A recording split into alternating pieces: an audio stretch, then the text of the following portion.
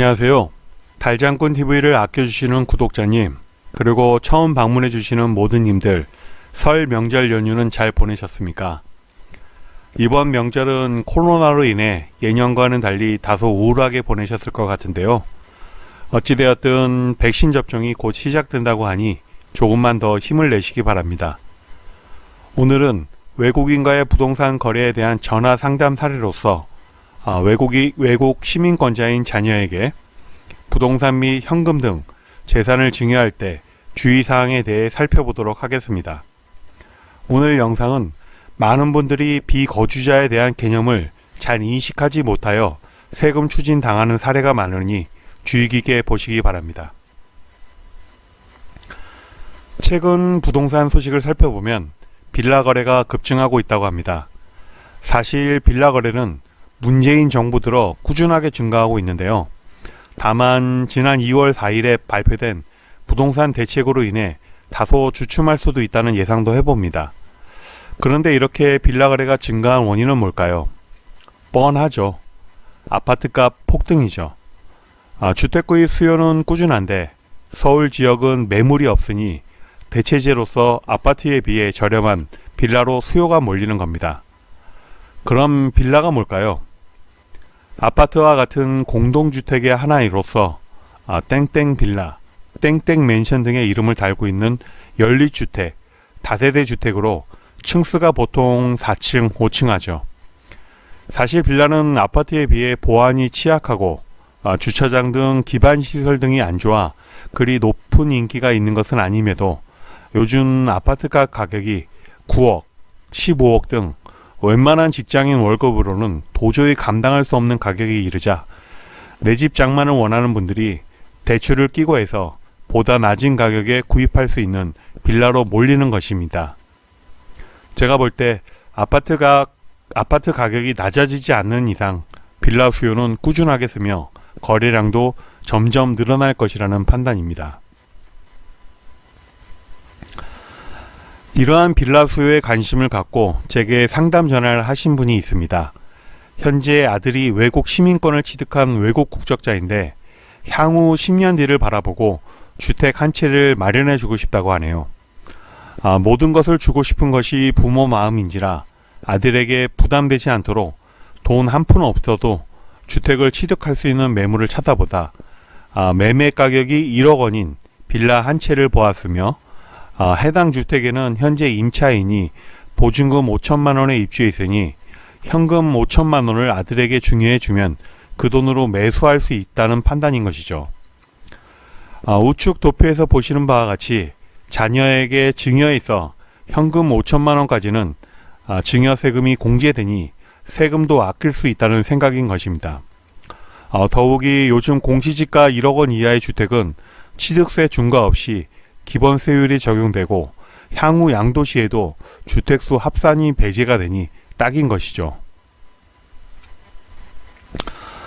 그런데 세법에 있어 잘못 판단하신 점이 배우자 및 직계 존비속, 기타 친족에게 증여시 공제되는 이는 거주자에 대해서 거주자의 한정에서 적용된다는 점입니다. 즉 거주자가 아닌 비거주자에게는 이와 같은 재산 공제가 해당되지 않습니다. 사실 그렇죠. 비거주자는 쉽게 말해 국내에 있지 않은 사람입니다. 외국에 거주하고 있기에 국내에서 주민세 납부도 없고 각종 물품을 사고 팔면서 생기는 간접세인 부가가치세를 부담하는 것도 아니기에 정부 입장에서는 세금 한 푼 내지 않는 사람인 것입니다. 정부에 대한 기여도가 빵인 것이죠. 그렇기에 세금 공제와 같은 혜택을 줄 수 없다는 것입니다. 이러한 세금 공제 혜택은 오직 거주자에게만 준다는 것이죠. 상속세비 증여세법 일명 상증법이라고 하는데 제53조 증여재산 공제를 살펴보면 거주자가 블라블라블라블라 다음 각호의 어느 하나에 해당하는 사람으로부터 증여를 받은 경우에 증여세 과세 가액에서 공제한다고 명시되어 있습니다. 여기서 핵심 단어는 거주자죠. 즉 법령상에 비거주자도 블라블라라는 말이 없습니다. 혹시 딴지 거는 분이 계신다면 비거주자는 제외한다는 말이 없지 않느냐 하실 수 있는데, 그건 어디까지나 법리적 해석을 잘못 받아들이는 겁니다. 법 해석은 법령에 명시된 사항을 기준할 뿐이기 때문이죠. 그럼 대체 거주자와 비거주자는 무엇이며 어떻게 구분하느냐고 생각해 볼 수 있겠습니다. 우리가 쉽게 주민등록 등초본을 발급받아 보면 성명, 주민번호, 주소지 외에 등록 상태란에 거주자 또는 비거주자가 명시되어 있습니다. 흔히들 잘 살펴보지 않기에 이런 것에 관심을 두지 않아 잘 모르는 분들이 많죠. 세법에 있어 거주자는 국적을 불문하고 있습니다. 거주자는 국내에 주소를 두거나 국내에 머무는 날이 183일 이상 되면 한국인이냐 외국인이냐 등을 따지지 않고 거주자로 본다는 것이며, 이러한 거주자가 아닌 자들은 비거주자가 됩니다. 주의할 것은 거주자의 판단에 있어 코에 걸면 코걸이, 귀에 걸면 귀걸이처럼 담당 공무원의 판단에 따라 달리 해석될 수도 있는데요. 비록 국내에 183일 이상 머무는 외국인일지라도 그의 직업, 가족, 국내 보유 재산 등 다양한 요소를 살펴 국내에 계속 거주로 인정될 때에만 거주자로 인정된다는 것입니다. 앞서 전화 상담 사례를 돌아볼 때 모친을 증여자, 아들을 수증자라 해서 모친으로부터 현금 5천만 원을 증여받은 아들에게는 국세청에서 과세 표준을 기준할 때 1억 원 이하 시 10%의 세율이 반영된 500만 원의 증여세가 부과됩니다. 증여세 부과액은 도표에서 보시는 바와 같이 과세 표준 금액별 상이하니 참고하시고요. 이렇게 수증자는 부과된 세금을 납부하여야 하는데, 증여세는 국세이기에 수증자가 비거주자일 경우에는 증여자 주소지 관할 세무서에 납부토록 되어 있습니다. 즉, 비거주자는 외국에 거주하기 때문에 납부 고지는 물론 조세 채권 확보가 어렵다고 하여 증여자에게도 세금 연대 납부의 책임이 부과됩니다. 사실 국세청 입장에서는 수증자가 세금을 납부하지 못할 경우 증여자가 세금을 납부하여도 괜찮다는 것이죠.